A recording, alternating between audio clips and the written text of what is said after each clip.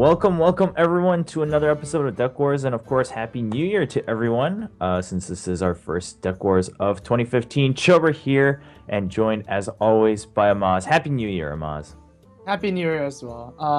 It's pretty fun that anyways, there's a lot of thoughts going through my head right now, so it's all jumbled up. But overall, I'm looking forward to what Hearthstone is going to bring us in 2015.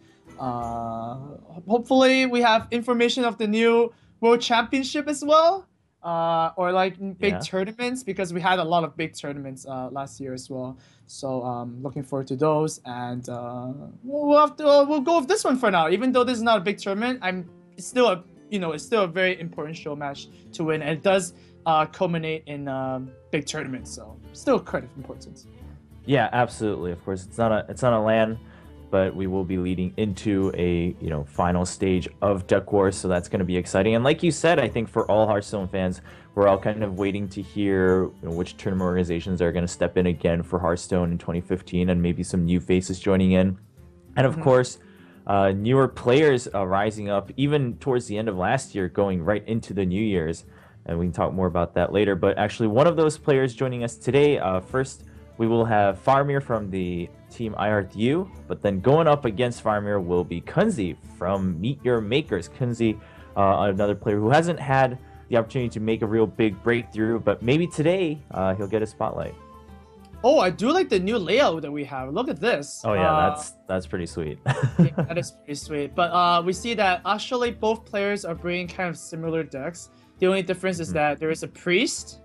So I'm a big fan of Kunzi right now. No offense to Faramir, but I look at priest and I want the priest player to win. So hopefully you get to see that deck in action. But Shaman is also a deck that we don't really see too often, especially in recent tournaments. I mean, even in the Pinnacle, it only showed it like once and it just lost. So I'm also looking forward to seeing some Shaman plays. Both players banned in Warlock. That's pretty standard.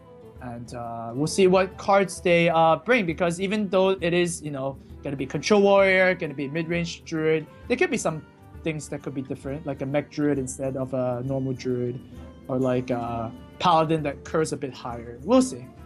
Yeah, more and more just with the newer cards being added, and I'm sure this will be a trend as we go through Hearthstone in the future. But the slight changes are start to make decks unique, right? Just one or two tech changes or something like that, a slight change on the curve. So we'll see what each of these players prefers, and we'll have to see which decks they've chosen for their first game here as we're jumping in. Yeah, I'm pretty sure that when you said that, one or two cards actually makes a big difference, it's actually true.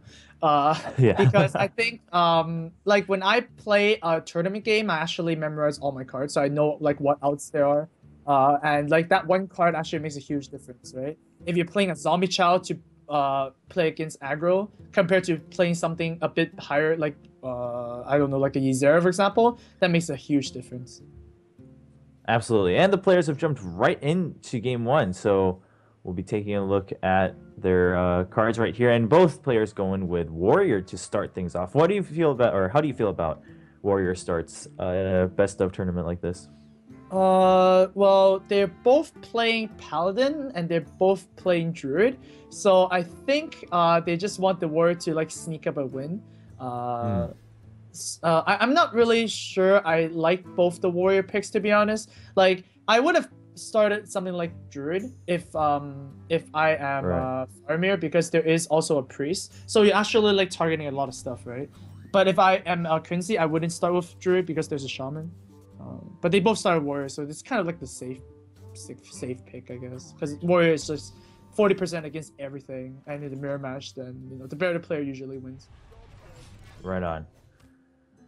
And of course, Control Warrior, our favorite matchup by everyone who's ever watched Hearthstone, because we get to see tons of hero powers being used and turns being passed in the early portion of the game. The mulligans have already got by for both players, and I think we're actually just gonna probably see some mirror plays here for a little while. Yeah, I mean, usually you just don't put a Naked Acolyte out there for no reason, because it just trades really inefficiently with 4-axe. But Faramir feels like he kind of needs to fish a few more cards The armor stuff is actually pretty good here because like it doesn't die to the axe, right? Warrior matchups are very simple. You just need to have cards that trade 2 for 1, and every time you do that, you gain 1 resource advantage, and Right. the more resource advantage you get, the better you are off. Yep. And of course, a second Acolyte also in hand for Faramir, so that's something to look forward to on turn 5, maybe with the Taskmaster. Guarantee at least 2 draws off of that. Kunzi looks to be considering coining out the Lotheb. Yeah, it seems like that. Yeah, it could be good, it could be bad. The only real play that you lose to is exactly what Faramir has in his hand. Acolyte plus the Taskmaster, right? So, that's unfortunate. Like, Lotheb, even though it did miss on the effects, because you do want Lotheb to stay on the board,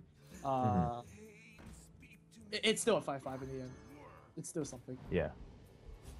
And Kunzi really didn't have too many options there, obviously putting out the Despite at that point. What is the most optimal? So, it's funny because Kunzi can actually use Execute here. I wouldn't be that sad if he uses Execute here. Just to, like, it's basically removing 1 extra resource because you're expecting your activates to always draw cards. But the problem with that play is that he doesn't get to develop a Belcher, basically. Usually you can play this matchup a bit slower. I think yeah, if I was in Kunzi, I would actually execute the Acolyte, especially if it 2 executes and a Shield Slam. Yeah, exactly. You have so much of your removal already in hand, and there isn't another glaring play that's staring you in the face in your hand. So I think definitely think there is options, but that seems to be the most probable here. Or considering the Sledge Belcher too, but you know, at that point, it's still just the Acolyte's going to trade, unless he's going to clear the Acolyte here first. Yeah, there we go. Well, you have to kill the Acolyte because you can't really play again. You just have to kill it. It has more attack. And now already we see that the resource is swinging to like Faramir's favor a lot. Yeah. I mean, very clear card advantage, or in hand, and then also they execute on the Lotheb. Yep, that's pretty good. I do like that. Wow. Shield block actually makes it so Kunzi has something to do this turn, which is pretty good draw, I have to say. Otherwise, his turn would be looking really bad. Like if he drew something a legendary basically, he would have actually had a terrible turn. Yeah, but, there was. Whoa! Oh wow! He just wants to develop the Despites to set up for the Acolyte. I guess so. That's interesting. It feels a little bit. I mean, I can't even say it feels. It's clearly a little bit riskier. I think the Shield Block Shield Slam was the go-to play. I agree. But we do see Harrison in hand for Faramir, so if he wants to get rid of that early, and that's going to allow him to clear the main body of the Belcher too. Oh, he kills actually the whole body if he wants, because the slime trades in. Right, yeah. Yeah, but he should Harrison first before trading in because he wants the extra armor. But man, this is like... This is pretty nightmare situation for Kunzi. Okay, I guess that's fine too. He missed out on a little bit of armor with this play. He actually missed out on 1 armor, right? Yeah, just 1 armor, but still. 1 armor's 1 armor. It could make the whole game turn at the end. Well, I wouldn't say with the whole game turn, right? But it's still you kind of want that 1 armor. Yeah. Well, now the shield block, the shield slam's still there. See what he draws.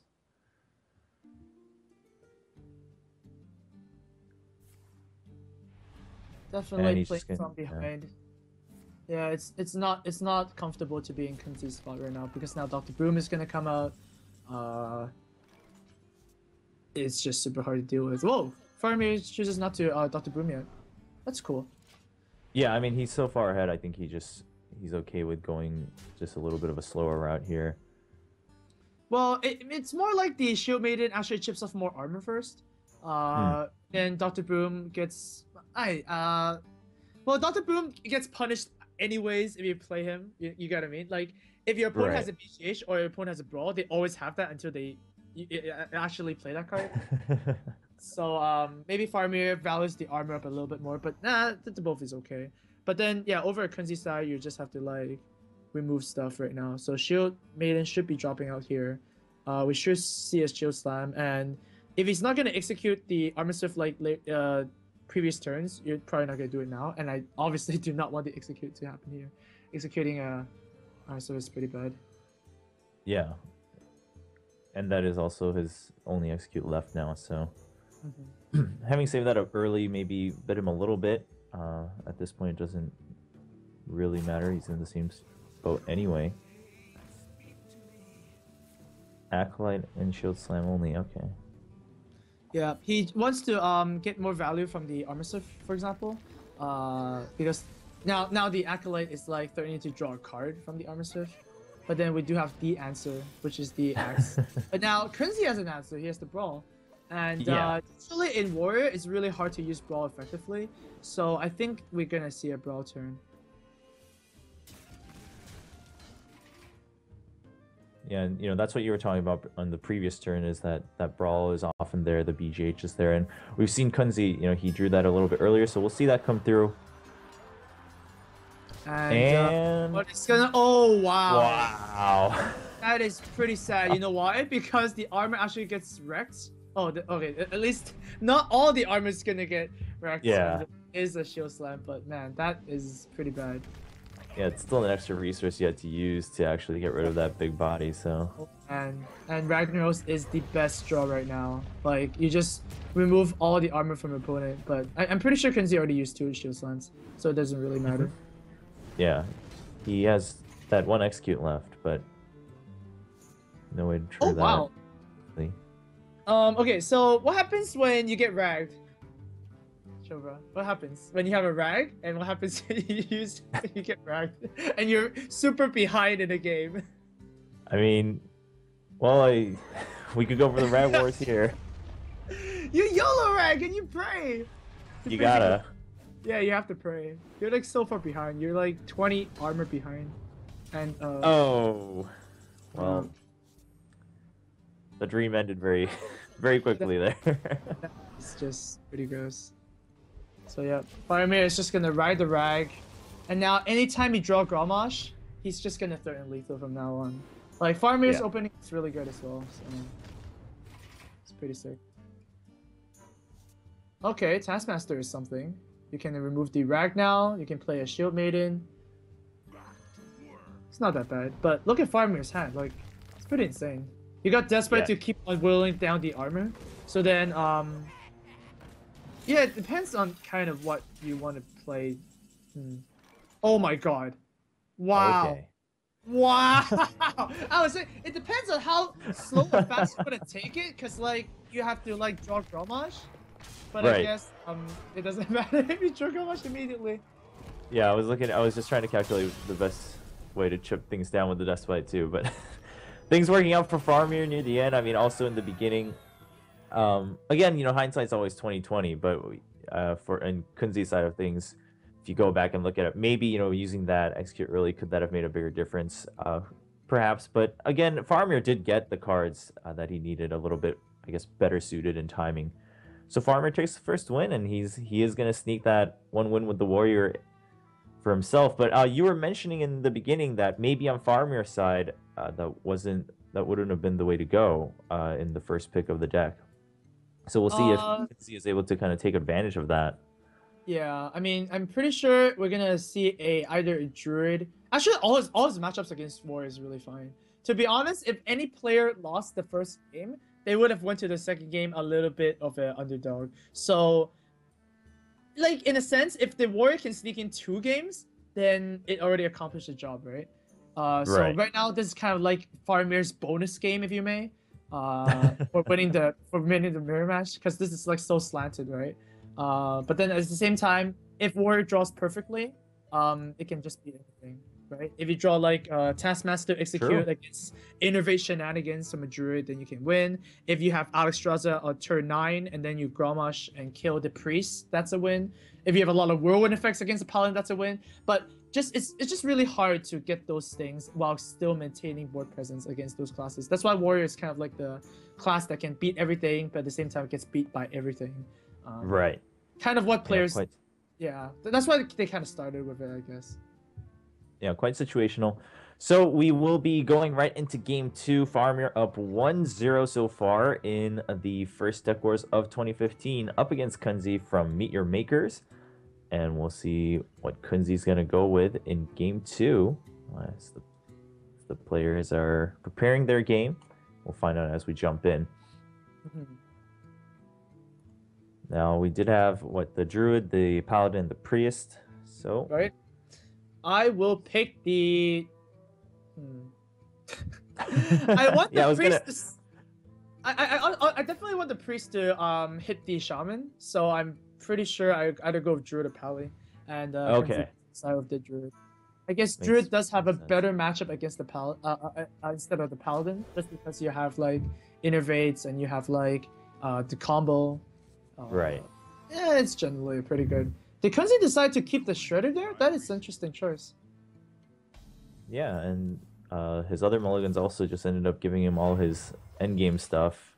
That is a very interesting choice. If you decide to keep a Shredder in a Druid, you just want to fish for the cards, right? And man, this is a very slow start from the Druid player. Faramir is going to establish some semblance of a board. Yeah. He could go about it a couple ways here.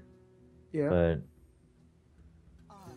I just think double armor surf is really strong.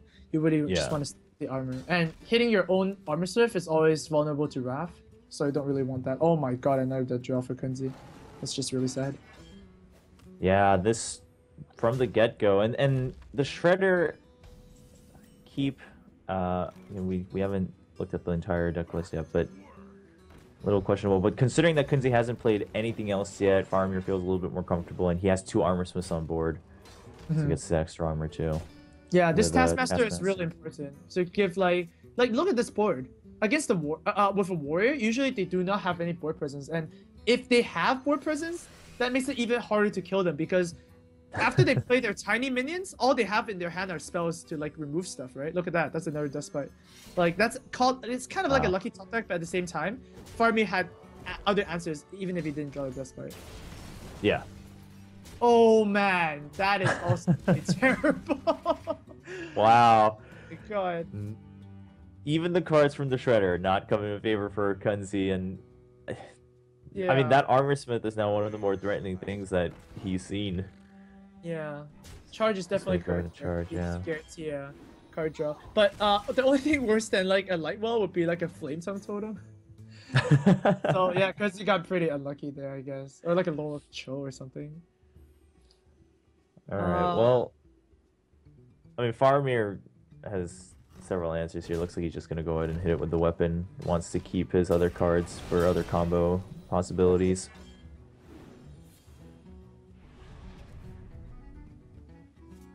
And just Brawl going for that. Yeah, Brawl is pretty dead card. So weird. Yeah, but you never really see Warrior of board control. So yeah, it's kind of odd. But so we're finally like... going into turn 7. Yeah. Yeah, no, turn 6, unfortunately. Turn 7 turn 6 for now, yeah. Turn 6 kind of sucks. So it's probably a Shredder and Hero Power down to 2-1. It's funny because the Druid is playing like it's a Warrior, and the Warrior is playing like a Druid. Yeah, exactly. It feels a little flipped. Like, kind of weird. And good news on Kunzi's side for now is that the turn 6 is also pretty dead from Faramir, considering what he has in hand at the moment. So this could be his chance to try to climb back in. Not a ridiculous amount of armor compared to the first game, at least. On Faramir. Definitely manageable.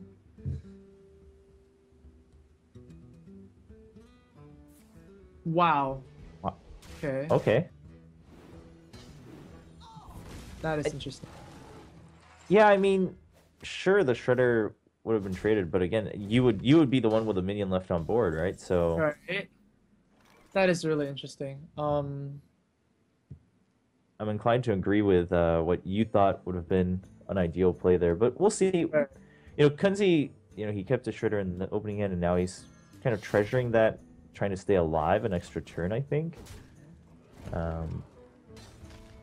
Wow. So once again, Faramir is pressuring with like anytime a Grommash comes up, he's dead.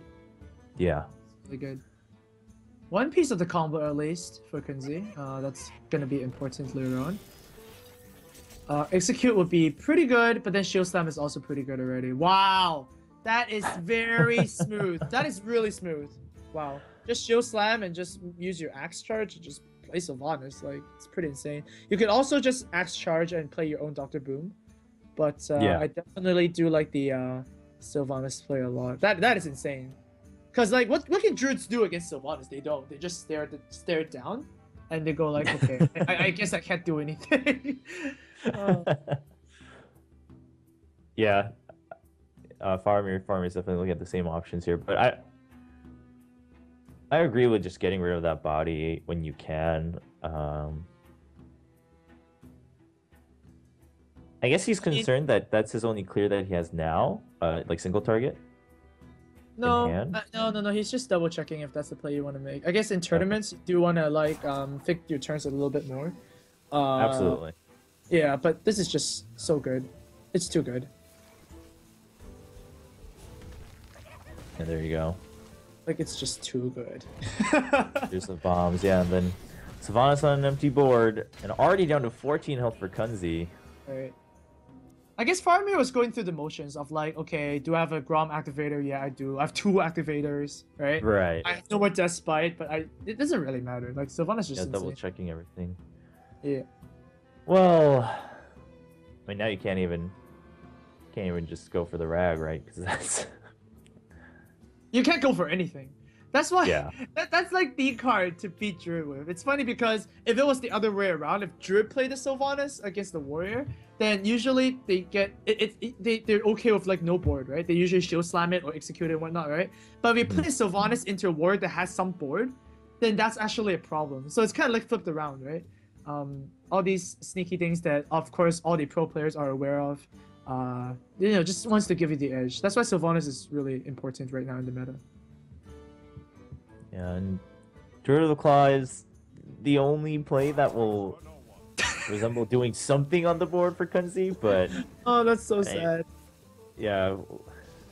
Oh wow, he's removing it because Yeah, like, and I agree with that. Given Kunzi's hand and the state of the game right now, right. just taunting it. There was so many other options that it would also just get cleared quite easily. Well, very easy Dr. Boom, and yeah, once again, even though Faramir is like out of cards, for example, anytime he draws Grommash is a win, right? So he has he just needs to stall for more turns. I'm definitely want to be in Faramir's position more because, I mean, it looks like the Druid can only kill you in a matter of like what, 4 turns maximum, a minimum, I guess. So you have 4 turns to draw Grommash, and while you're not drawing Grommash, you're drawing things like Shield Maiden. You have your Brawl in your hand, so you can like stall for the longest time. Yeah, and Kunzi cleared 1 boom bot with that one and took 4 to the face, so that also doesn't feel too good. The BJ's doing its job, but I think we're just looking at things getting grimmer. That is unfortunate. Unfortunately, the boombot didn't hit the correct target. He does keep the an activator, which is good. Oh wow! And there it is. There it is. Yep. So that's that should be game. Should be game if we don't see anything good. Oh, here's an extra chance to draw something good. But I mean, you can't even get a taunt, right? I mean, the Shredder could pop a taunt, for example, but that doesn't even work because you have row and execute. Yeah. So, I'm trying to figure out what he could draw that could make it better. He could draw Druid of the Claw, but then he needs the Shredder to pop a taunt up. So that's a lot of things. That's a lot of requirements. Actually, no, he doesn't die now. So he can trade the Shredder, he can keep up the Grove, and he can Hero Power, right? He already knew his opponent used 2 of the Taskmasters already. Yeah, so that's he true. can't actually die. So yeah, that keeper actually saved his life. That's true, because it'll only go up to right up to the steps of a victory for Faramir, but not quite there. But yeah, once again, the problem is still here, right? Even though Faramir is not using the ground wash combo, he's still playing down stuff, and you still have to deal with those stuff. Yeah. So what do you do here, Chobra, if you're Kunzi? I mean, at this point, I think it's time for the rag to come back out. I mean, you had to skip it out against the Sylvanas, but I mean, So far, Kunzi's actually been hoping for a YOLO turn, right? He's just been hoping for one. Oh my god! Like so far, the 100% of the games have been Ragnaros, right? Yeah. Oh man! All right, if this hits as a GG. And I can't see it in the screen yet. drum roll. Oh, that's GG. Oh, okay. Oh well. Well, Kunzi's rag, not up to play today. No, definitely not. Well, so as you were saying, I mean, as we're wrapping up game 2, you know, the Warrior got 1 game done. Now 2 wins for Faramir. More than a job well done for Faramir on that side for the Warrior deck. And now, you know, he's really going to feel a lot more comfortable. And Kunzi's going to feel a little bit pressured because, like you said, Prius probably in this deck matchup at least wants to go up against that Shaman, but you only have 2 decks left anyway. Right.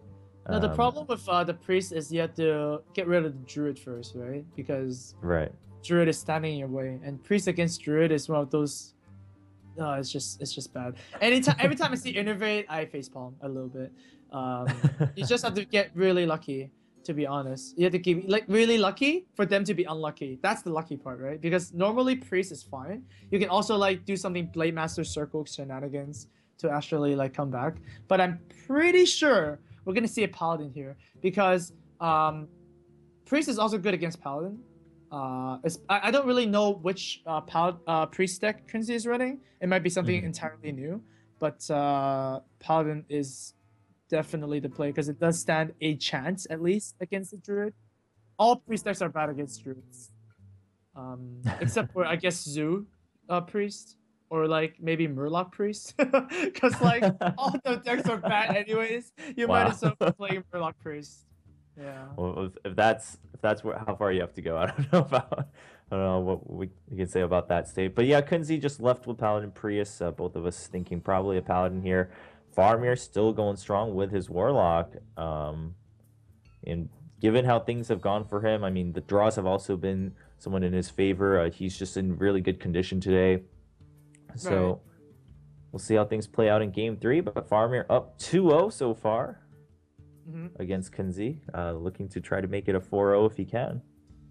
Yeah, I kind of give Faramir a 90% to win this entire match just because there's Warrior stayed. Yeah, Kunzi has to really do a lot of work with his remaining decks. But yeah, I think Faramir played pretty well so far in the series. Kunzi, some questionable plays. Maybe we'll see a little bit more, rewarding plays, if anything, because even if a play is questionable, it might be rewarding at the end, but we didn't really see that, so that's kind of unfortunate. Right. Sometimes maybe a little bit greedy, a little bit slower than what either of us thought, but if it works out, that's the thing with any esport is that whatever you do, as questionable as it may be, if it brings a result, then that's the new way to go. So that's usually, yeah, that's kind of true. We'll leave it up to Kunzi to see if he can bring that through in the remaining games. And the players have jumped right in, there we go, on time of game 3. And it is indeed Paladin going up against Faramir's remaining Warrior, still standing strong. So we see Kunzi's hand is really good. He might have mulliganed already. Because if you start with that hand, that's insane.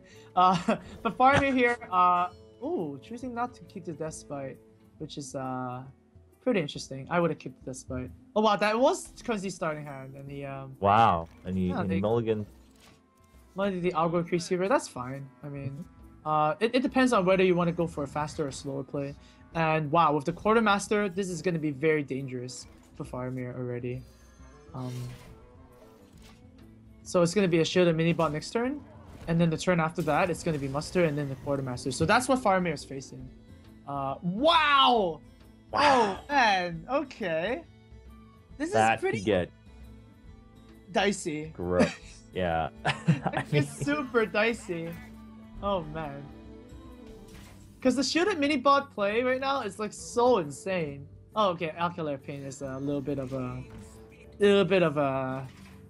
what's that called? I guess relief. It's a little bit Relief, of a yeah. for relief for Faramir. The knife juggler there too, with both musters in hand, so at least one of them probably going to be safe to pair up with that. Now with the Constellation acolyte prize. there. That was the term. Constellation prize. Oh, consolation prize is what you were looking for. See, I was like, every I time think that's really can't think fitting. yeah, like you can't think of a term, you can't go to sleep. Does that happen to you all? Yeah, Oh, sorry. yeah, definitely. Sometimes it's just on the tip of your tongue, and Right. you got to figure it out. But like, Kunzi is deciding whether to muster. No, I mean, like, isn't this a snap muster play? I don't know. Yeah, I think he's just trying to figure out if there's a better way to go about things. But no matter what you play, you're going to give minimum 2 draws to acolytes. You might as well muster and use your weapon to get rid of that. And then I guess you'll get rid of the Divine Shield and the mini-bot. But again, you have that Quartermaster in hand.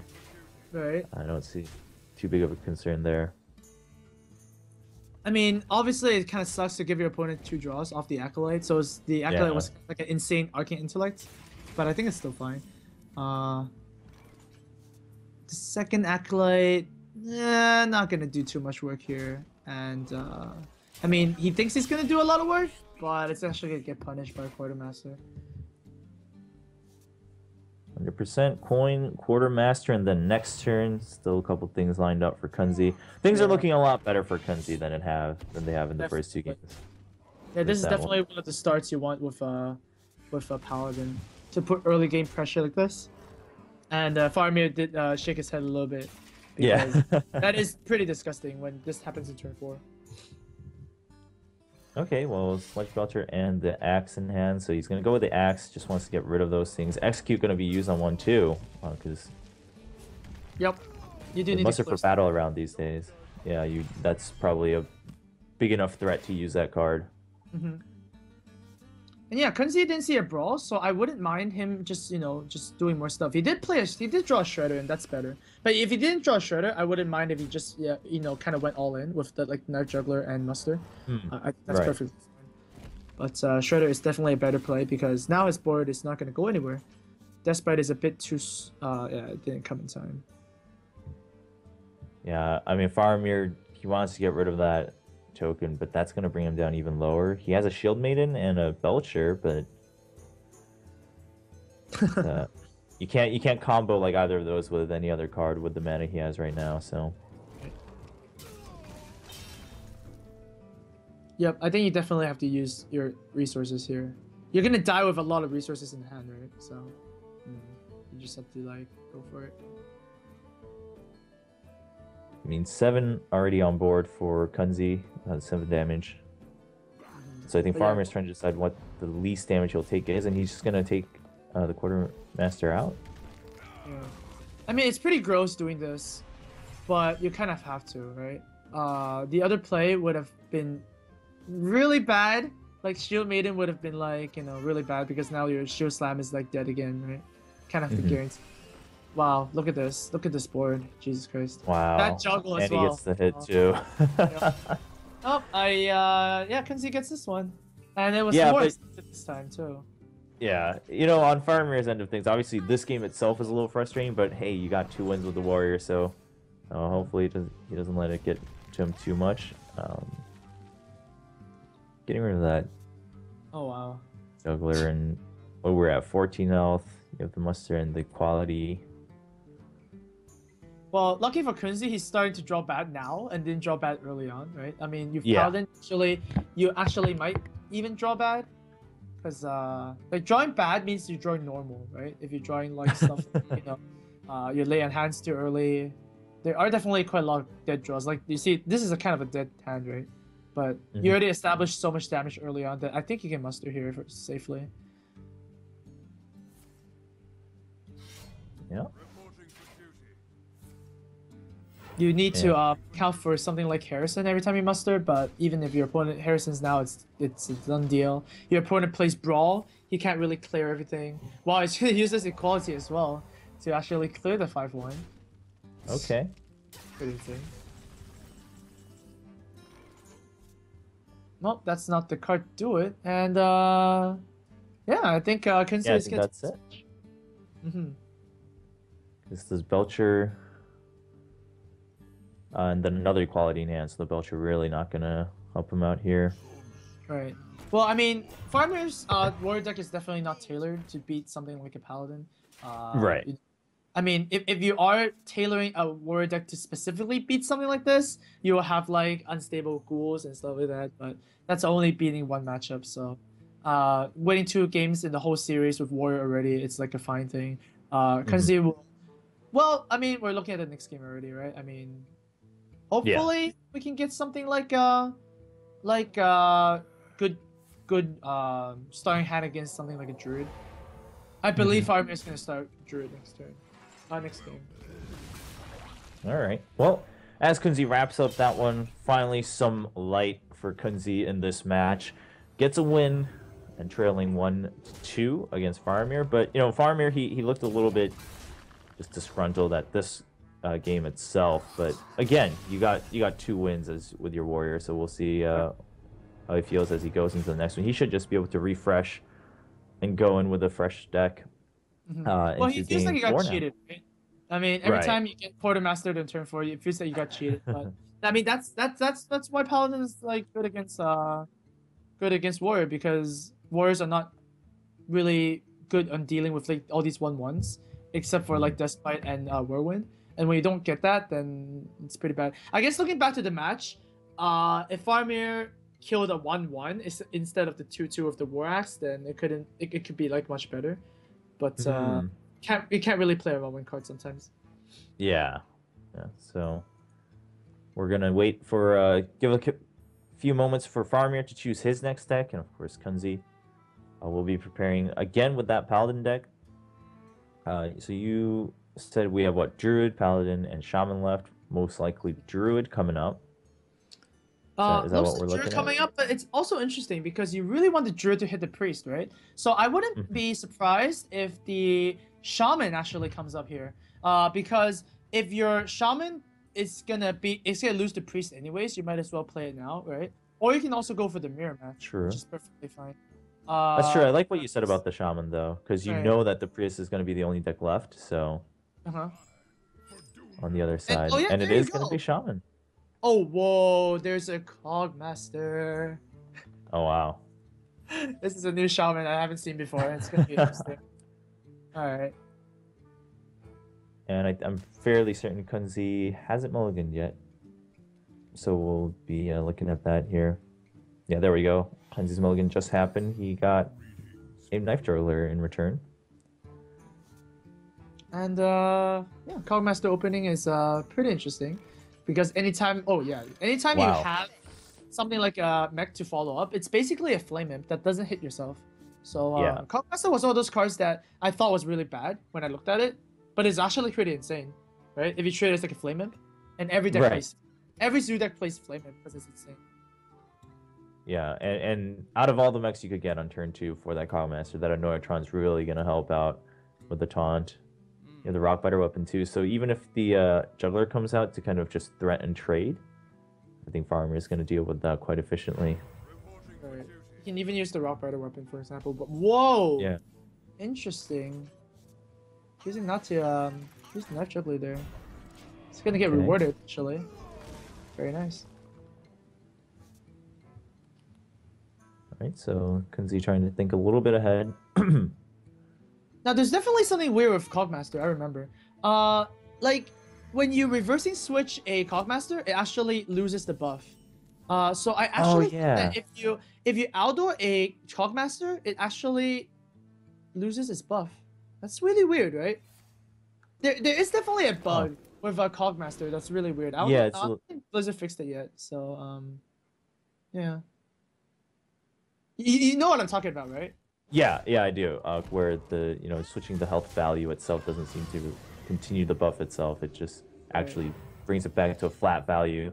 But either way, we won't see that happening because he's just gonna go ahead and trade that board, bring himself back up with the zombie chow. Yeah. By the way, that's the one of the reasons where that I don't play Cogmaster because I can't. It's not logical, uh, Yeah. and I don't like cards that aren't logical. Yeah, no, no, I hear you, man. Even if you know that it's gonna happen, you could play around it, but if it feels a little bit counterintuitive, then as a player, sometimes that can just be unnerving. I mean, there are a lot of cards that are also like you can actually piece things out, right? For example, if you mirror entity a echoing ooze, then you also get the echo effect. Like you can kind of like picture that happening, but you can't picture what happens with Clockmaster. Yeah, yeah. I think All Aldo right. on the Well, Shredder here is really smart, because now your opponent needs to make a bad trade to get the Death Rattle effect. Otherwise, it's just gonna sit there. So, ooh, choosing to the Spider Tank instead. Um, okay. yeah, I'm definitely a bigger fan of the Aldoing the Shredder instead. But I think if he didn't do that, then the Spider Tank will trade very cleanly with the Aldor, which is something Right. we want. Yeah. So now this, at worst, worst case, it's gonna trade at least with what's on board, just a shredder for shredder trade, and Wow! Rolling Zap-O-Matic comes in. Zap-O-Matic, yeah, deserves a deck slot too. That's really just. Oh, we're gonna see two random stuff. Okay. I guess Faramir got the better end of things. I mean, Mana Addict is probably not that good. Yeah, it's definitely a card that can throw you off a little bit, though. Especially Right. if for instance, if Kunzi had the cards to work with it, which right now we don't really see, but Paladins don't use spells. They only use yeah. Muster. Also concentrate, and that's about it. Uh, so Faramir's gonna hold back on the spinning up, and that's actually gonna get rewarded because pretty sure Consecrate is gonna come out here. Yeah, I don't see any reason not to. I mean, you get rid of both the Cogmaster and the Pyromancer cleanly. You'll also get the Attic buff, so we'll see if he uses the Attic to clear the tank. Yep. Since that will always revert back to 1 damage. But we see a Fire Elemental here. So it's actually a bit better to use the Aldo to trade, funny enough. Oh, yeah. Yeah. In this sense. Okay, so actually this is pretty good. So you can actually use the Muster to clear the Fire Elemental. Very weird interaction that you don't see every day with the Mana Addict. Yeah, the Mana Addict. Yeah, so that's pretty good. I guess Kunzi is actually sitting very pretty here with the Consecrate. That was a big swing. Was a really big swing. Man, Mech Shaman. I mean, I'm expecting Power Maces. I'm expecting double Power Maces for Faramir. All right. Now, a Coghammer in hand for Kunzi, too. I'm wondering if, what else he's running through here, if he wants to try to use a charge on the Coghammer or whatnot. Oh, no. I don't like that at all. Yeah, I feel like that just allows the Fire Elemental Oh, to get favorable trades or damage to face. oh And no. probably just getting rid of the Addict or something like that here. That's not the play I like. Man, the Mana Addict could have got so much value. Like, Mana Addicts usually do not get value at all. Right? It just sits there and dies. But, oh no. Wow. It's pretty gross. Yeah, well, Even get rid of that. Oh. Yeah, that actually allowed Faramir's plays to be a little bit more just Yeah, quite Faramir just simple. came back And to his Fire Elemental is still alive. Hmm. So now Kunzi is in a little bit of trouble now. I guess you could kind of force the Coghammer on the Lotheb, right? Just trade in both your creatures first. But then you can't really trade them nicely. Yeah. Oh, I mean, with the True Silver, you can clear the big bodies and take damage to face, but you'd also be intentionally giving the heal from the Chow also over to Faramir. So Oh, you have to kill the zombie shell right now. You have to. yeah, either way you'd have to. So Yeah. I'm not sure which is the lesser of two evils here for Kunzi. Oh, how about this? You play the Cogmaster and you call it the Coghammer, I mean, and then you change it to the True Silver. Oh yeah, he's Okay, doing it well, the way around too, right? I'm yeah, pretty sure he's doing that. I would think so. Ooh. We're not just gonna go straight for the trade. Oh man, like you could have Coghammers for the free for kind of like a free 5/5, right? Yeah. Oh. Yeah, I mean, I guess you value your weapon a lot, but Mm. man, like with those weird plays, I'm not really sure I agree with all of those. But now Faramir is definitely way ahead. Yeah. It's really interesting because now you're way ahead. Like you are losing so bad, and now you're way ahead. Well, it changes on a dime sometimes. Yeah. Yeah, armor plating is better used on the 4/4. I guess you could go with Lothab. I don't like Lothab too much though. I would have preferred the totem, Sapomatic, and also the armor plating on the 4/5 instead. Yeah. I mean, now it's a clear trade for the Tinkertown, Right. but Yeah, both of these players are playing pretty fast, and this Coghammer is not gonna be useful because you're against a shaman, right? I mean, you can't do that against a shaman. It just gets hexed and earthshocked. yeah. And we do see the Hex. Right. A Tauntaun could be pretty big here. Absolutely, especially with the Zapomatic in hand. Is he gonna get it? He gets it. Oh, there you go. And Well, I mean, Black Knight has something to say about that, but still, like, I mean, from Faramir's perspective, Taunt Totem is exactly what he needed. he also has equality, so there's some ways to go through this, but Does decide to go with equality. yeah, and goes through all of it. Yeah. Yep. That's the whole board. That's good. All right, and he's the one left for the 4/5. Yeah, both players have been playing this matchup really quickly. Really Yeah. quickly. Now it's up to the draws. It's kind of like a top decking game. And Yeah. yeah, Kunzi has a better wow. Okay. Wow. Okay. Well, that's Well, if it's a game of draws, why not draw good. 3, right? Yeah. Oh man, I think Faramir's gonna lose this one just based on this one. Like that one tried to Yeah. steal. Like they were neck and neck, I think.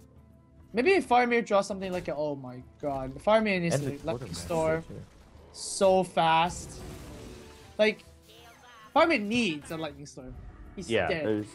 there's no way to go out of that because the Quartermaster with the Muster is there. Yeah, and Mech Shaman doesn't have that kind of thing, you know. You don't have card draw. You don't have like a lot of wiggle room. Oh man, this is painful to watch now. Yeah. This is very painful to watch. Yeah, I think, and Faramir, I think, kind of knows that he's just trying to hang on to that last thread, but it's not really gonna come through.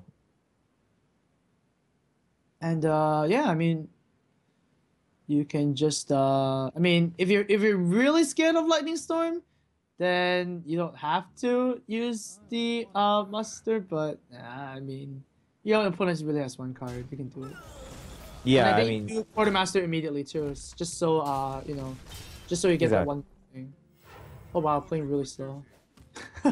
Okay. Why not? okay, all right. I guess you can go both ways of that. And yeah, this is the problem with Mech Shaman, is that the card draw is a problem. Yeah, you were just sitting on 2 dead cards now. Like I'm pretty sure if you're running this kind of deck, you need like 2 Gnomish Inventors or like a mixture of Adrix and stuff like that. It's much more different than a mage, a mech mage, right? Because that's what you compare it to. Mech mages have the the Blast Mage, which actually deals damage to the board, and also have like the ping that deals damage to the board, right? Shaman, you kind of play a little bit more defensively because Power Mace is like the card you really want early on, and the later you get it, the more you can't really, do anything about it. And Crackle is kind of like the fireball that doesn't really fireball. So it's the fireball that's not a fireball. Yeah. So you don't really want to do that. Definitely not. I've been playing around Mech Shaman myself, and I've never got it to work. And this time it's not going to work as well, unfortunately. Yeah, and for Kunzi, his draws have just been rewarding him for saving that muster, because now, he's threatening Lightning Storm. He has pretty much equal damage anyway than if he had used that combo. Just gonna drive it home here. Yep, that is pretty much GG. The Quartermaster has too much burst. Just the Power Mace was too slow.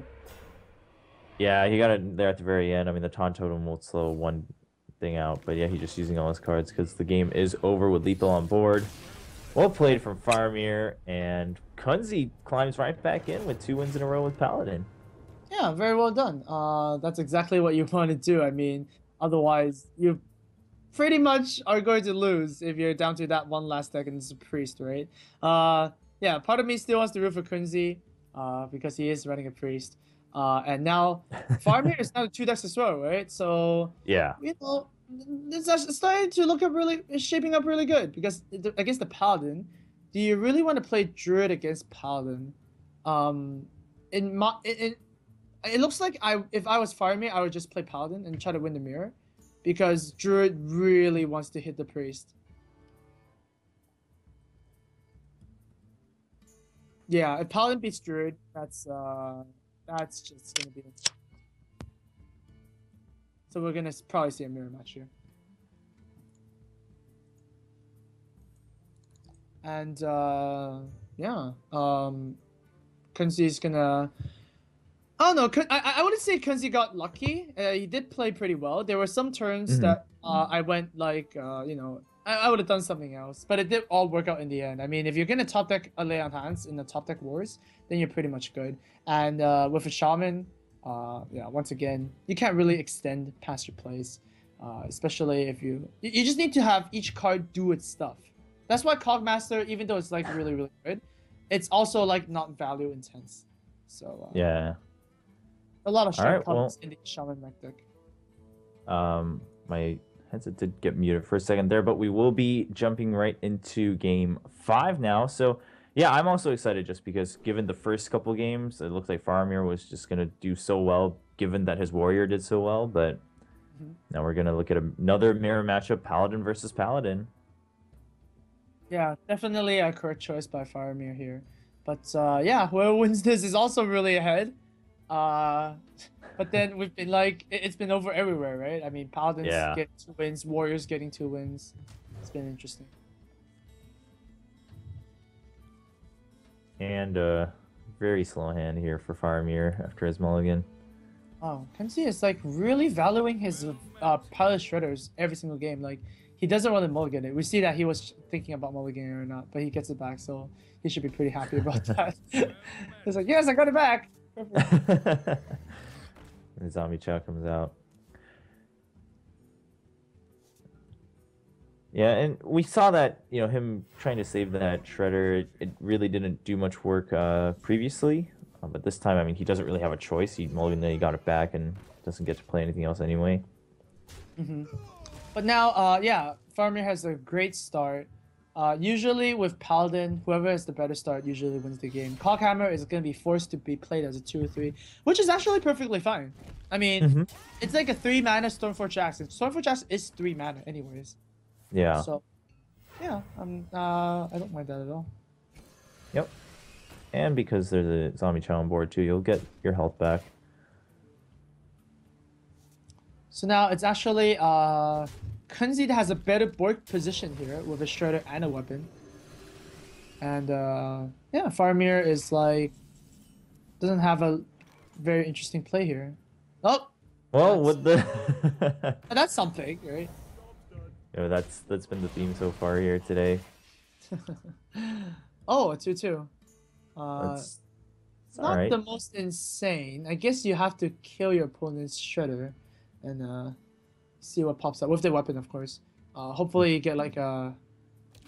Wait, are there any 1-2s? No, there's 1-1s with Captain's Parrot and like Novice Engineers. Yeah. Right? So those are the bad ones. Uh, Even if you get like a 3-2, you can trade with the 2-2, so that's not bad. Follow-up play, probably muster, to be honest. Seems reasonable. Yeah, because the zombie chow not going to do much right now, and if you already hit with the weapon, there's no point in putting your true silver down either. All right. And I Yeah, I do mean, think, well, okay. Do you like the minion trade of the shredder, or do you want the weapon trade for the shredder? you know, I want to say the weapon, just because, like you said, I mean, the chance of something coming up that can save your minion from one more turn is there, but he's just gonna go with it, and the result is that I guess it wouldn't have really mattered. Oh wow, interesting attack there. Just setting up for the muster. You know, if Kunzi feels like he needs to play a little bit more aggressively, and just not play around consecrate to get the board lead. And Oh, oh, oh, that oh. is invasion of lore on crack on turn 5. On turn 5, you get double issue of lore. Right? Wow. That is no. That is disgusting. That should not be allowed. And he gets another draw from that too. The loot hoarder. Oh 9 cards in hand. yeah. Wow. Oh man. And now he's got kind of everything lined up. He has the muster, he has the quartermaster, Dr. Boom, Tyrion, leading for the later portion of the game. Wow! Wow, that is the exact card he needed. I was like thinking of what he can possibly draw is instead of consecrate to actually. Oh my, this is just disgusting. Good job, Yeah. Faramir. You are a god. Things have been going quite well for him today. The rags haven't been hitting him. He's been getting the Wow. cards he needs. And he gets 2 hits with the juggle, which is pretty, it's pretty hard to miss that with 3 of them coming out, so. Yeah. Don't you just want to vomit like that? I just want to vomit. That is just so gross. Yeah, well, this is kind of the position that Kunzi's been in the entire match, I feel, even the games he's won. Right? It's like you just have to hang on to hope, Oh my and then god. maybe 1 or 2 cards. And you're facing not one quartermaster, but 2 quartermasters. That's true. This is not happening, right? Wow. Wow. Well, and a Captain Greenskin. Oh yeah, definitely very interesting. I mean, use Captain Greenskin on an Ashbringer? That is pretty insane. Oh yeah, that's true. I mean, there's so many weapons you have, especially even with the Light Justice here with Muster for Battle. It's gonna get you some decent value, so that's definitely a pretty cool card to see in here. And even Call Camera, right? So yeah, I think Captain Greenskin is actually a pretty good choice for Paladin now. Oh man.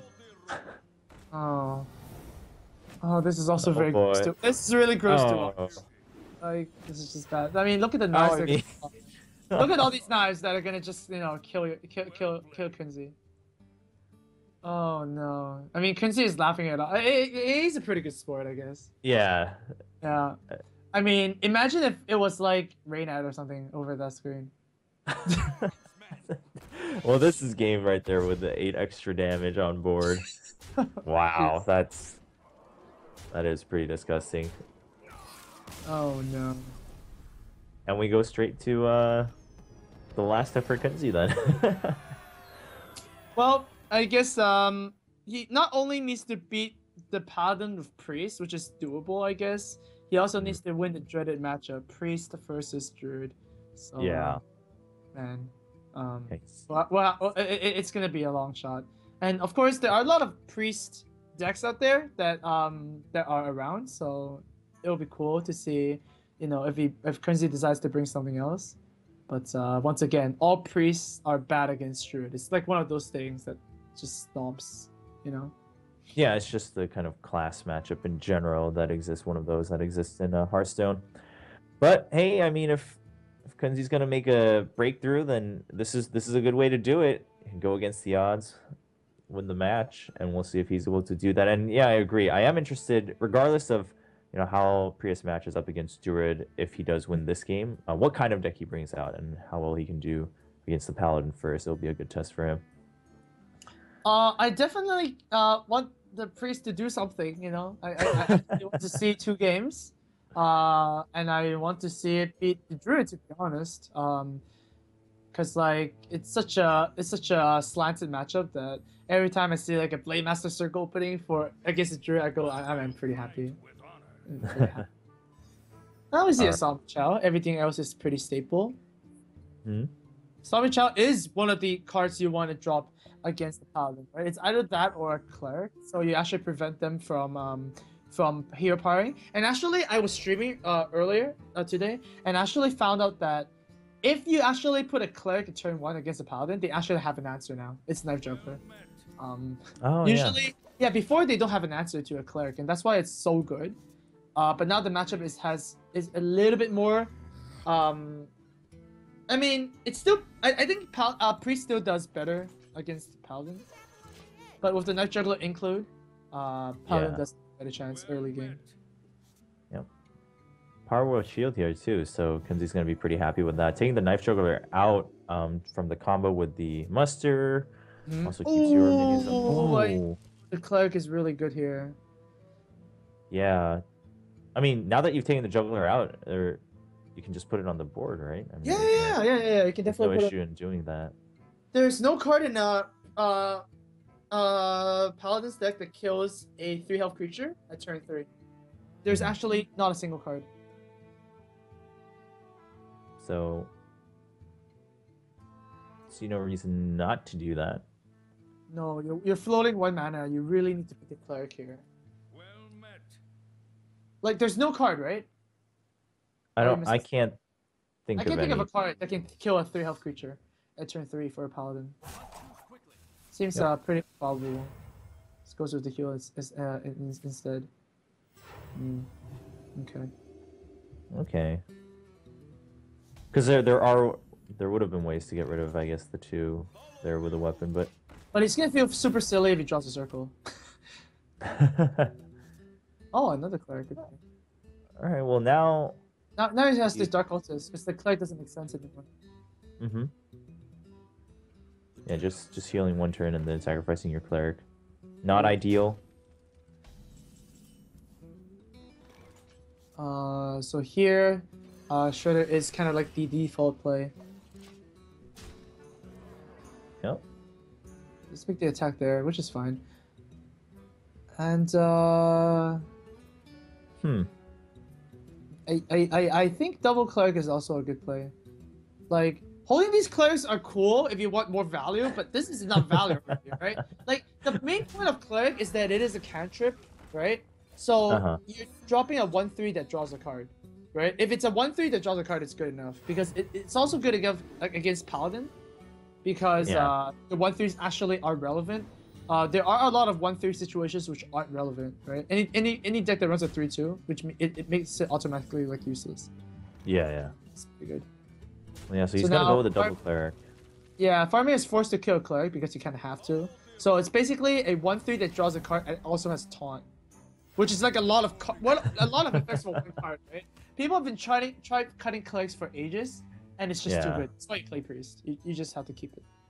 Yeah. It's one of those staple cards in any style of that class. So got through that turn 4 fairly smoothly for Kunzi, but the Dark Cultist has also been reduced to 1 damage. So everything is 1 health. I mean 1 damage.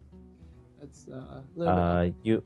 You have the Holy Nova, which could get decent value, I feel, here with the heals. I think Holy Nova is definitely a very strong play here.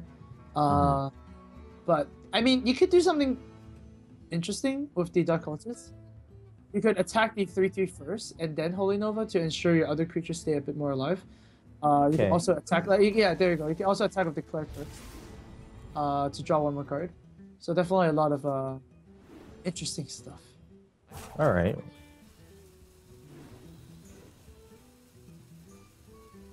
Well, oh no. Wow.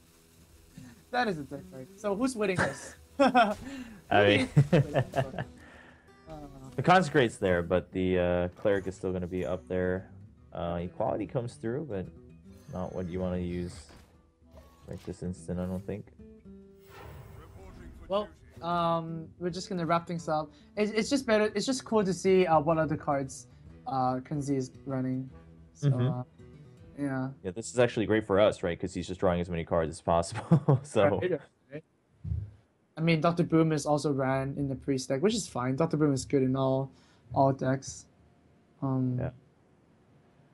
Now, he drew the Thought Steals early, and he's at 10 cards. So, if he wants to start to make some nice moves, he's gonna have to jump down some cards here pretty quickly. You can basically go all in every single turn and not run enough cards. Mm-hmm. It's just the magic of priest. If you can draw more than one card of the cleric, like you just win the game immediately. Well, the Belcher's there, the Blade Master's there, and then you could heal it, but then you'd be back up to 10 cards, so you'd have to put the, what I think, that's a Zombie Chow. Mhm. You can't see the image there covered up, but yeah, it is. Okay, dropping the Belcher before the buff. That's pretty good. Yeah, trying to get it on the Belcher. It doesn't get it, but that's alright. And double Zombie Chow. Very good. Very, very good. Oh wow, okay, so that's something you can activate the Watcher with. So the Watcher is not a tech card anymore. Yeah. And of course, the green skin in hand will be able to help more with that later, but still you can't get rid of the Belcher if you do that play, so But you still do it because like a Watcher is like you need to use it, and that's something. It's a Swoonwalker now basically. Which is pretty good. Make a 2-drop, a 6-drop. Not bad at all. Oh wow! Okay, this is a letdown. I was gonna say I think Kunzi's just like banking on that because he's drawn so many cards too. And he had a taunt, so there was no point in not putting the Chow there. And the chances of him drawing, which I assumed he had to Octanize. I mean, if you have the Blade Master, you probably have the Circle. Well, I mean, you can always just drop Chow, to be honest, because like you're not burning your opponent down, right? Like Priest doesn't have burning, burning, some weird stuff. But hey, Arcanine and Holy Fire as well. It's pretty insane. Well, now that Watcher is, I guess, also a decent target for the Vol'jin. I was gonna say that kind of sits there for the 5 health. So now here's the part where if you kill the girl, you're not really that unhappy. I guess it can just stay on the board because like it's not gonna backfire on you. Wow, still drawing cards. Why not? I guess. Why not? Huh? So is that no? We don't really know yet. Don't really. We only seen one Cabal, right? So far. It's Yeah. just So yeah, because he doesn't even mind using the Zombie Child to trade there, just because health is not relevant. It's all about board in Paladin versus Priest matchup. Yep. The Vol'jin gets cleared with the combo there with the Consecrate, though, so that's good news for Faramir. But the card advantage is still so in favor of Kunzi.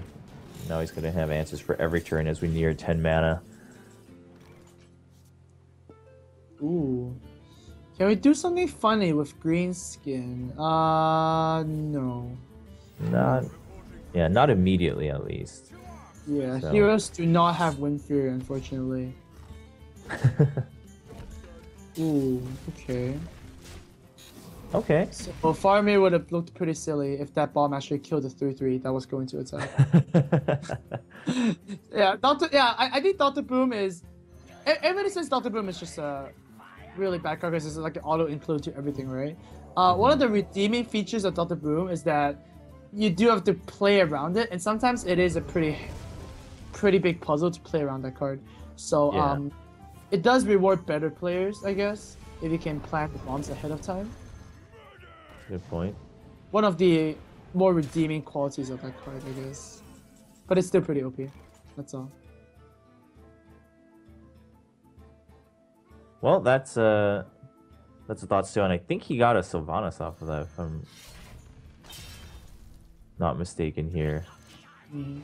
I didn't catch the image as it floated into his hand, but I don't think that would have made the biggest difference given the state of the game already.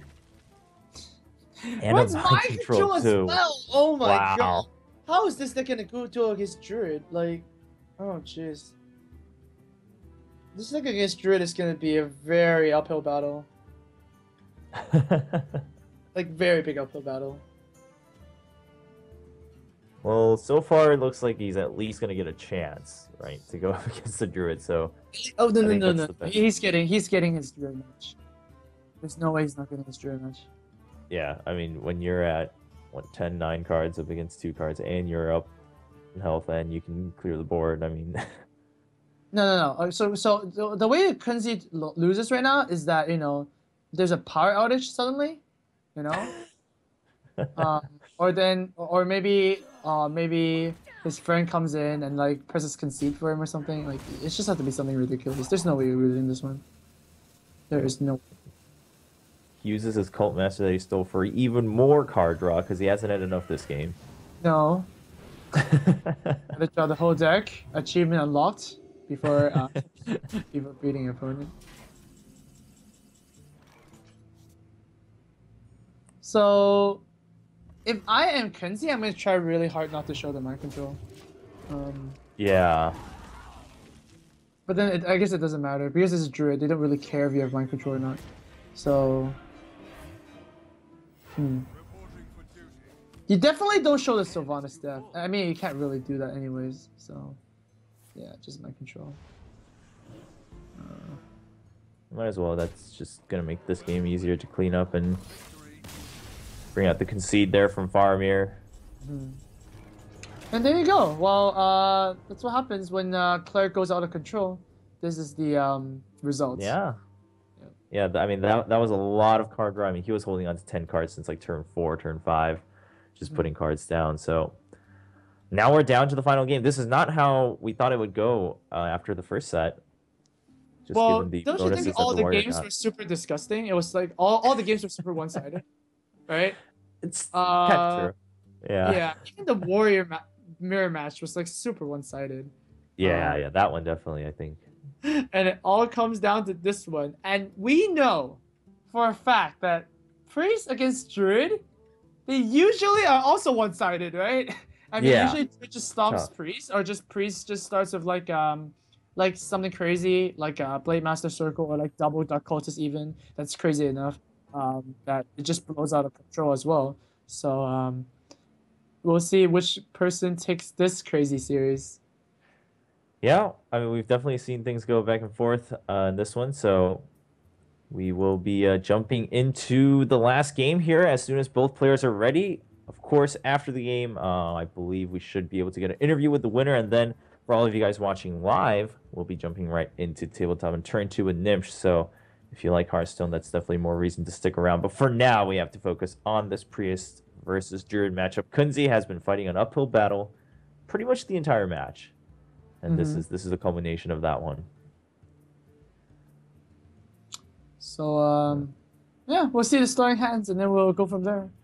It's really dependent on the starting hands. All right. Here's a question. Do you think that I've always been juggling this around? Do you think that the first player should actually see 4 cards to mulligan and like still start with the same amount of cards, like 4 cards at the starting hand? Because like that's definitely been something of discussion and thought since the beginning, right? Because you get 4 cards plus the coin, and that feels like a lot you're giving just because you're starting second. Right. No, I mean, one of the reasons is because like if you're playing a combo deck and you're playing first, it's really, really difficult because you do need that starting hand, you do need the starting knowledge, right? I mean, if you're going first, you can still start 4 cards, but I still want to be able to mulligan 4 cards. Yeah, that could be interesting. Right. I see what you're saying there. Yeah. Ooh. That's interesting. Hmm. Now, you're probably losing a 2-3 unless you just powered shield and pass, which is actually pretty reasonable, I think. There are actually a few ways to go around this. Okay, like you can actually hit the mech warper with the zombie chow. You could hit the face and guarantee a draw next turn, but then your cleric does die after the turn after that. So I guess you really want to play on the probabilities. Does my opponent have a turn 2 play? Just basically what? A spider tank, a harvest golem, spider tank and or harvest golem. Pretty hard. Yeah. Pretty hard turn, actually. Well, I think no matter what, you do start with the powered shield on the zombie chow. yeah, you want to see the draw out here. Right, and does go for face, so it does value the card draw that's coming up a bit more. Lucky for him, we're gonna see a Wrath for Faramir, so he doesn't have to deal with any more card draw. So now Kunzi has to have a pretty weak turn 3 play, actually. It's pretty weak. Yeah, there's really not much you can do. So he's actually just gonna go for Thought Steal. Yeah, and he's actually gonna get punished by that. Pretty hard with the Yeti. Because if he did decide to play like something like the Blade Master, Faramir had to have one more turn to develop, so tiny punishment there. And wow, Innervate and a Cabal Shadow Priest. Yeah, he stole the Innervate. Yeah, I mean, Cabal Shadow Priest is pretty dead against a Druid. You actually made it good. I think, what's another play? Another play would be actually to innovate a Blade Master heal it. Okay. Personally, I'm kind of liking the Innervate Cabal. Like you said, there's not too many targets. And then you also, not only taking a body out, but you're taking out that reduced mana cost on anything else that could be coming out. So, and then of course a 4/5 to go up against the 4/5 on the Yeti, I think seems pretty reasonable. Well, I mean, lucky for I don't know if it's lucky, but there are no such thing as like a turn 5 mechs, right? Turn 5 mechs usually aren't temple based because like anti-kill bot, Blingtron, those are not really temple based. But yeah, innovate the heal here. That's pretty good. It's pretty sick. All right, and gets the draw. And Vol'jin. Vol'jin not too insane. Faramir now has to pick between Wrath or dropping a creature, and I think Wrath is pretty sweet here, especially you get a clean kill off the Blade Master. Blade Master is really the only threat that the priests have against druids anyways. So yeah, I like to see a Wrath here. Just clean enough, cleanly. Yeah. It's pretty good. So now over at Kunzi's side, it's probably going to be a Vol'jin play. Okay. So that's, yeah. One of the things that's funny is because there's a lot of pro players that say Vol'jin is like the top legendary or something. But I really don't think so. Like, it's really situational. You need to be able to play it around it really, really well. And wow, not using the Vol'jin like that. Very interesting. Hey, he's putting a lot of value into the Vol'jin, I think, trying to look for something, like a bigger play, I guess. But and he does have the Holy Nova, so that if something else comes out, he can still clear the Yeti, and both will get a spare part. Right, but yeah, Lothar is really, really smart here. Yeah, exactly. I like that play. And looking pretty problematic for Kunzi right now. Now you definitely. I mean, I guess Vol'jin's kind of the thing to do again, right? Yeah, I mean, I don't really agree with the Spider Tank last play. Like, you're just throwing a creature out to die, so you're basically using a Spider Tank for deal 3 damage and heal 3 damage. Right? So, not really a big fan of that play. Yeah, Vol'jin definitely has to come down here. And Faramir can just extend the board. He can also go, well, it's kind of weak to Holy Nova, so I think he will trade and put, for example, the Sky Golem down. Yeah, it's just a little bit too weak to Holy Nova. As a Druid player, you really want to hit the face as much as you can. But that's good. Turn 7 is... Okay, yeah, that's fine. We'll see Okay, yeah. what.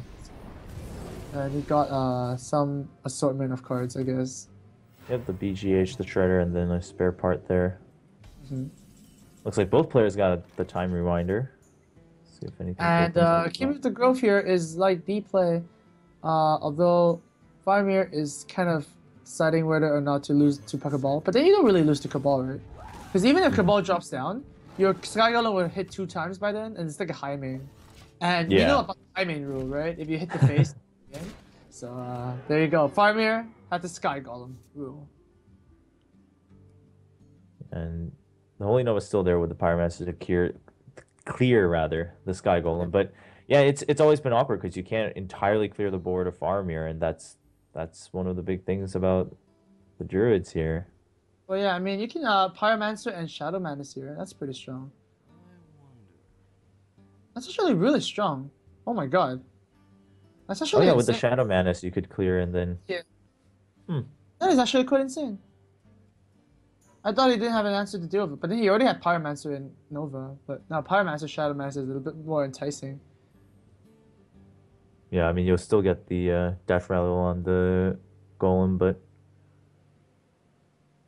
Wow, I think Kunzi is actually stabilizing. Very nice. no, Faramir doesn't have too much to actually play in the coming turns in his hand right now. Well, we'll see what this is. It could be really bad. Like 4 drops Yeah. could be really volatile. And oh, wait, what? Did he just kill a keep of? What? Okay, I guess it's back for action. Oh man. Okay. Like I cannot beat Shadow Man. But definitely not the 4 drop that Faramir. I think he's looking for something like the Yeti. Yeah. I mean he can just flood the board with the shredders here, but Oh, I think you do that. Yeah. yeah, I don't see why you wouldn't. Obviously, the concern is you only have your spells left in your hand, but that's not something you can change this turn. So Oh man, what Kunzi will die for his spell power. Just die. yeah, It's, Cabal's gonna be used here, not the worst.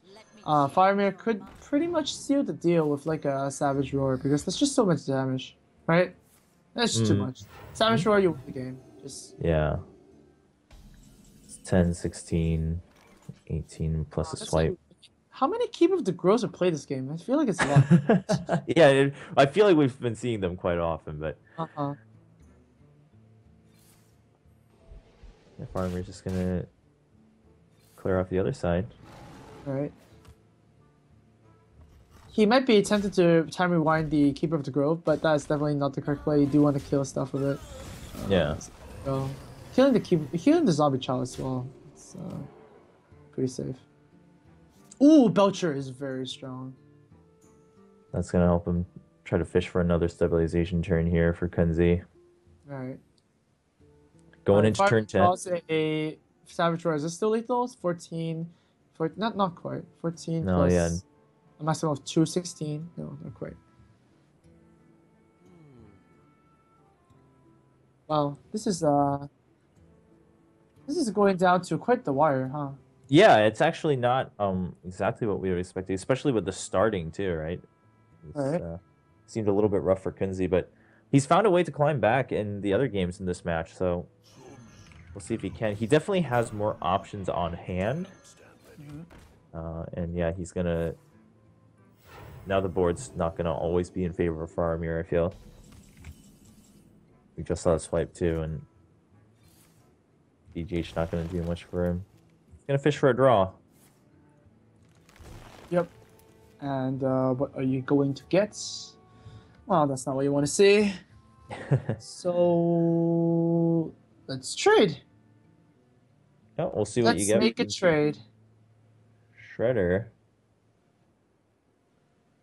I mean, Millhouse would be Jin. Succubus would be pretty good too. And oh, that just confuses the heck out of both players. What do you do?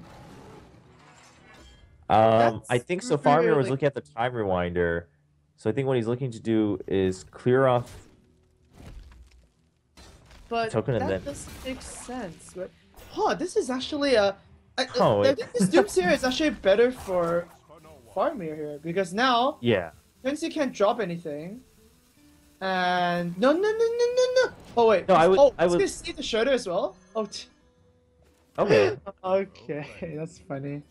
Yeah, because nothing else was on board, and Okay. we're not Okay. looking at big spells here for a That's pretty- Priest.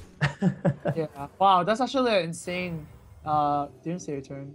Wow, Doomsayer is actually the best thing that could have popped out. And now Kunzi is gonna rewind it as well. That is funny. So Doomsayer just bringing doom upon himself. averted. Wow, that's pretty cool. Oh man, Doomsayer ends up killing nothing at all. that's good. Alright. Well, Well, yeah, I think both the players had favor a still way to goes do to Faramir here because obviously he can put the minions down first. But Exactly. that was fun to watch. definitely gave both players a what do I do now kind of thing, you know? Oh, Yeah. yeah. DC is really good here. Very, very good. Fills out the curve very smoothly. Now, Savage Roar deals is like a Savage Roar is basically a fireball, so it's not lethal just there if he draws that. And oh my god, that is an insane card. Yeah. Wow. That actually just gave some answers here for Faramir Yep. on what to do this turn. 2 answers even. Jeez. Oh wow. Yeah. That's one part. Now Yeah. for minion trading. I don't think you can trade here, you just go face. Yeah, I think so, especially now that you have that Force of Nature there, and we are nearing the latter portions of both decks. In fact, yeah, he's just going to go for the draw to see if he can maybe fill out the combo now, and that will definitely tell him to go face. Alright, but even if he doesn't get the combo, he's gonna go face, I think. Yeah, I think so. It's just that time. But we'll see if Holy Nova has something to say about that. I mean, you definitely start by hitting the Dark Cultist on the Shredder, so that, so that one of them gets buffed, so that you can attack the Ancient of Lore. Yeah. And actually keep it on the board. So that's weird. You're trading both Shredder. Okay. Okay, that's not really the thing you want to see. Look at Faramir's smile. Oh my god, he's so Yeah. so. Now, yeah, that's not really. Yeah, that was really careless. I think you should have used the dark cultist to trade a Shredder. Now look what happens. Look what happens. Yeah, the Watcher gets Like, buffed. you get punished. Wow, that was actually really bad. Because now, even with the Cleric, you don't get 2 draws. You could get 2 draws, but now you only get Yeah. 1. Oh no! This is disastrous. And Oh man. well, if the Definitely. game's gonna be over, it's gonna be over next turn, depending on the draw here. Yep. No man. Blade Master as well. And wow, that is a lot of damage. That is a lot of damage. Yeah, still not lethal, but You can just go for it, I believe. because he's just gonna excuse me. Okay, just goes for the clear. This is the biggest watcher I've ever seen. It's like that's basically a Ysera, huh? That's a Ysera. Yeah. But it has Like, no hope to it's- do anything but sit there and look pretty. Well, I mean, as a priest deck, do you really have anything to deal with a watcher? No, you just watch it. Yeah, he. You watch the watcher. Man. I mean, given your health, do you holy fire here You just need to hang on? You can't hang on. You need to play creatures. Just play Blade Master and Harrison and healers, and heal whatever. Like it's just Skirm anyways. You need to play creatures. You can't win on the right? Because Holy Fire, in a sense, is like summon a Rocketeer, right? It's basically what it is, right? Uh-huh. Summon a faceless, Reckless Rocketeer, and this is not a card in any decks for a reason, because it's terminal, right? Minions have a chance to not be terminal because they can trade for 2 creatures. So Holy Fire is definitely you know, I'm kind of dying play, especially Yeah. Holy Fire at 2/4. That's even worse. Well, at least he, still gets the Blade Master there. It's not going to die immediately, and still no Savage Roar. No. But So just I'm pretty sure we're going to see it soon. Well, I mean, I would Oh, think so. there it is. There it is. And, what can Kunzi draw? I mean, you can draw Argus from another deck. But yeah, that's pretty much it. Yeah. So just setting up to guarantee lethal next turn, which it didn't really even need the charge there with the Ancient of Lore already down, but that is going... Yeah, even with the Belcher, right? Yeah, it should be. Yeah, even with the Belcher. Well, actually, because just the combo alone has lethal. But you can't really... The Belcher is kind of weird that way, that you can't really kill nicely. But I think it's still lethal. Yeah, because you should be able to clear it with your hero and then 2 on the board. And then you'll have... No, hero 3, so 2, so you have 11 damage. So it's not quite lethal yet, huh? Well, with the Force of Nature and then the Savage Roar, you should... Yeah, of course. Yeah. Pretty sure you don't have lethal. You're 1 damage. Oh, yeah, actually, no. All the trees can attack, huh? Yeah. So already down 10 health. So it should be. Exactly. And... It's exactly lethal. He needs to... Whoa! That is... Oh, that play I would have liked a bit earlier. Now it's like... yeah, but even if he healed himself, it was exactly lethal. And Innervate to top that off as well. He's thinking about it. But I don't think we're mistaken, because it should be... Yeah, a Spider Face trades for the first half. The Spider finishes off, and then it's like all the trees, so 12 damage in the face. Yeah. So Faramir is gonna be your Deck Wars winner here. All right. Well, we did go to the very end, which is not what we might have expected in the beginning. But props to Kunzi for definitely pulling through in some of these matches, and some of the games rather, and keeping it interesting to the very end. But congratulations goes out in order to Faramir after a hard-fought 4-3 win against Kunzi. First Deck Wars of 2015. It was unfortunate because the last game, Kunzi made a mistake. I think it would have been pretty different if he played that.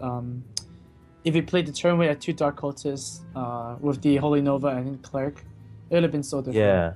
It's kind of unfortunate. Yeah. There were definitely a couple moves I think that would have made an immediate difference in how the game was played that turn, rather than saying in hindsight. But Faramir definitely playing with the cards he has, looking at what he has on board, and that's going to be our 4th winner in Deck Wars so far. Of course, for those of you guys who don't know how Deck Wars works in the long run, all the winners will be gathered together for kind of a final tournament format to determine the grand winner of the season of Deck Wars. So far, we've had Firebat and Hosty from Team Archon, of course, coming in the first 2 weeks, and then Dog actually winning against Reynad in the last Deck Wars of 2014. And to kick off 2015, we have Faramir, and I'm just waiting to confirm if we'll have an interview with Faramir, and we'll get a confirmation on that. Yep, we will have an interview coming in from Faramir, so as that's setting up, we'll just stick around. But it's been fun. I'm definitely liking, as I watch more tournaments with GVG now. Mm-hmm. A lot of people had doubts about, I think, how GVG might affect like the difference in ladder play versus tournament play, but so far I've definitely been enjoying it. I think we've seen enough variation to merit that the expansion's done its work on both sides of things. Well, in my opinion, I think people should come up with cooler decks, if anything. I'm not a really good deck builder, if anything, but so yeah, I gotta kind of wait. But there are a lot of cards that haven't been explored yet, right? There has been Recycle. I think it's actually pretty strong. Yeah. There's like a lot of legendary cards which aren't really used right now.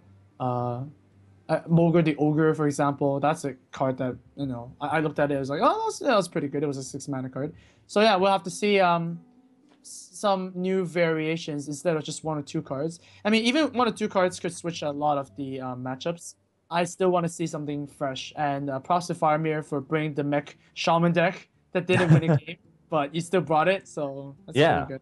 Yeah, that's what I love to see too, is that especially if it's a multi-deck game or match, players willing to bring at least one that's a little bit more outside of the norm. But if it can get a win, again, it's kind of that bonus situation. But we're gonna have a quick break, giving time to Faramir to set things up, and then we'll invite him on for a winner's interview here in the 4th week of Deck Wars. Don't go anywhere.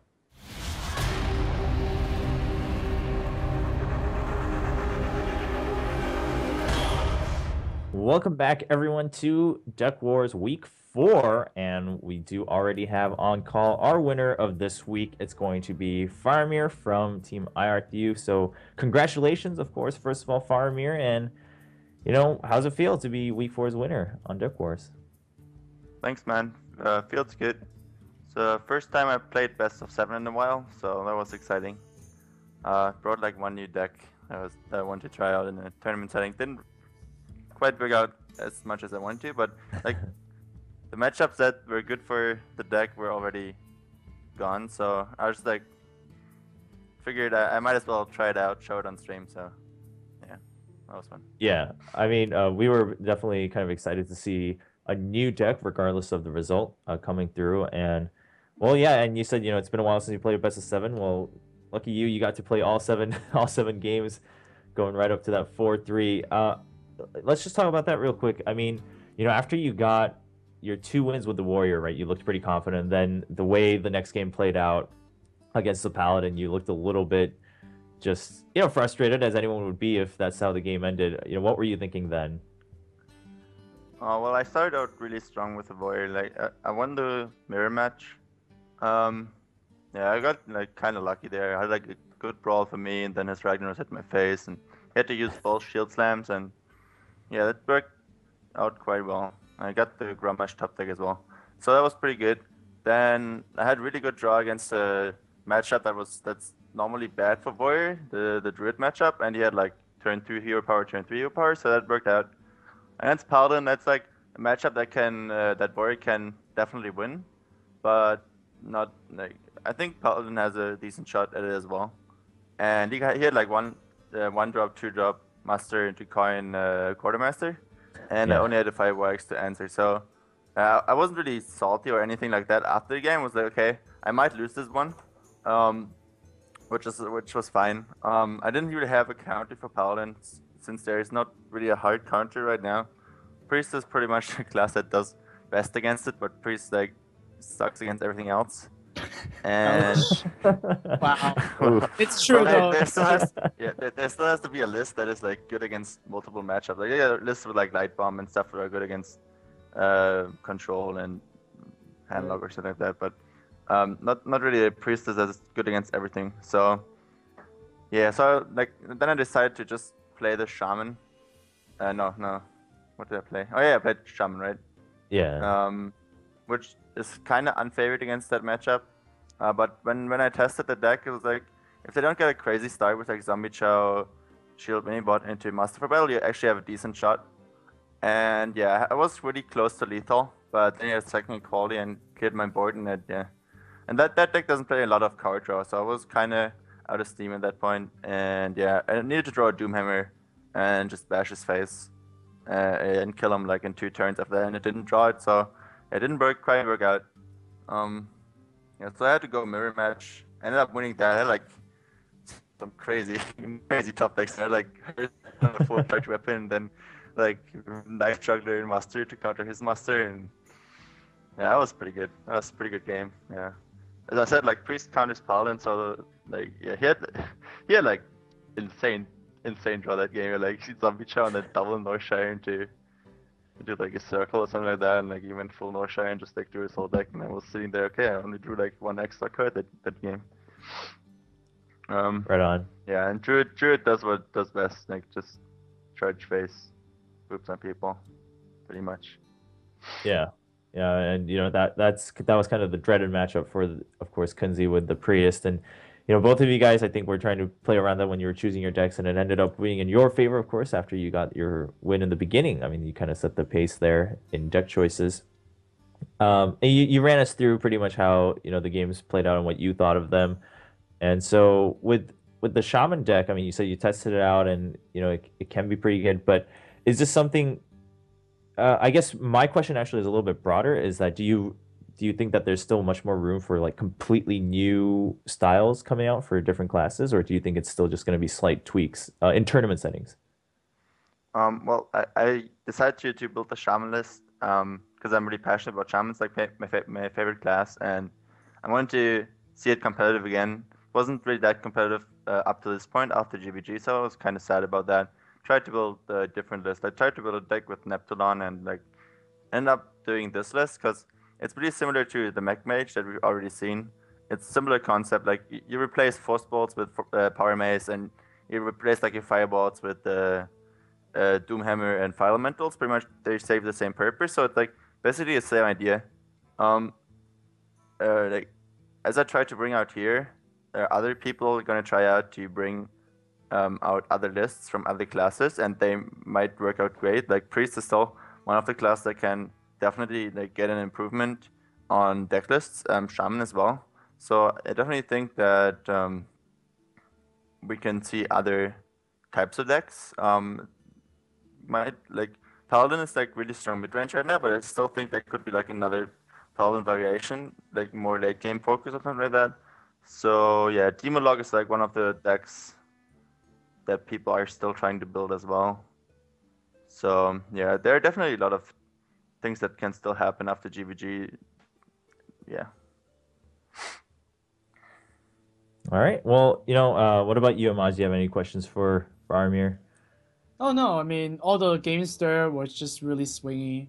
We saw that it's like one person takes the lead and just rides it forever. I guess one of the main questions is like about the shaman deck, right? I mean, I kind of had a shaman list before, and it's kind of the same concepts, but the draw power is like really bad. Like how much draw do you have in that deck, anyways? I think I have no card on the deck. Wow. Mage plays Drakes, right? I think that's the only card on the deck, and they try to make up with it for either a strong start or just curving out really well with 2 into 3 into 4 into like low tab and then like a good 6 drop, something like that.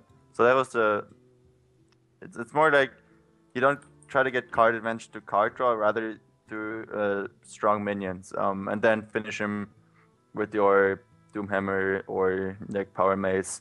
Like I play the Whirling Zap-O-Matic, the 3/2 with Wind Fury, and I can actually, if it goes uncontested for 1 turn, it can just like win you the game like instantly. It's basically Alakir for 2 mana if you get off, and that's like you have Flame Tongue, you have like that deck plays 2 Flame Tongues, plays 2 Rock Biters, and plays Power Mace. Power Mace can also buff it. Like you can play it, kill your Power Mace, and then it's a 5/4 instantly, and that like gives it a higher chance of staying on the board for a turn.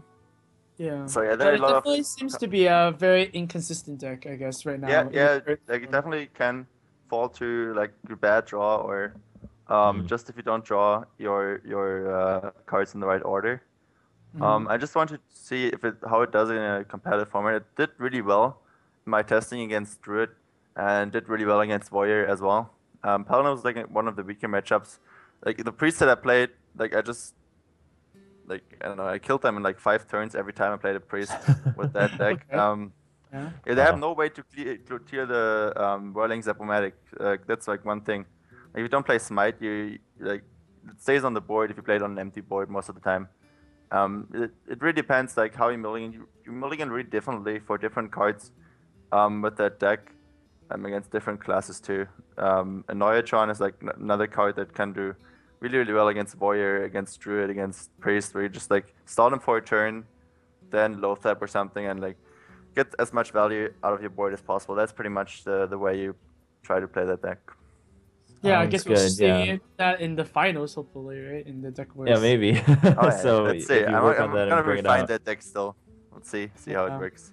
Yeah, I'd love to, and we were both happy to see a new new variation coming out. And like you said, and because it's a multi deck, I think you know, I, at least personally, I was happy to see that you were willing to experiment with that. But once again, as we wrap things up here for Deck Wars, congratulations, Faramir, on being the Week 4 winner here on Deck Wars. And as always, thank you, Amaz, for an excellent cast once again. And for all you viewers, of course, Deck Wars will return same time next week. For now, we're going to jump over to Tabletop with Nimsh on this channel. And then actually, Farmer is going to return to join myself and Nimsh on turn 2 for some more discussion on Hearthstone and just what's been going on so far in early 2015. Shout out to iHeartU and Machinima, of course, for helping set all this up with Deck Wars. And that's it for this week. Congratulations, Faramir, and to all the viewers. Don't go anywhere. We'll be right back on this channel with Nimsh joining for Tabletop.